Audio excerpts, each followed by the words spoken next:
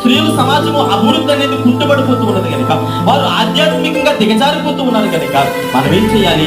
సంఘము అనగా ఒక రాజ్యము కనుక మనం వారిని ఏం చేయాలి? బలపరచాలి. ఎవరైతే దేవుని సన్నిధికి దూరంగా ఉంటూ ఉన్నారో, అమ్మా ఇది మనకు శాశ్వతం కాదు. ఒకరోజు దేవుని రాజ్యానికి చేరాలంటే సంఘములో నువ్వు ఏం చేయబడాలి? చేర్చబడాలి. సంఘానికి నువ్వు అనుసంధానం చేయబడాలి.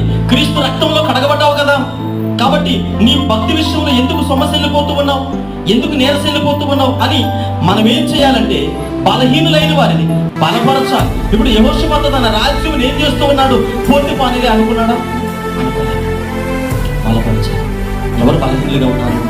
ఒకవేళ ఎవరు కుటుంబ సమస్యలతో ఉన్నారు, ఎవరు వ్యక్తిగత సమస్యలతో ఉన్నారు అంటే ఒక సమాజం ఉంది అనంటే సంఘము వారిని బలపరిచే విధానంగా ఉండాలి.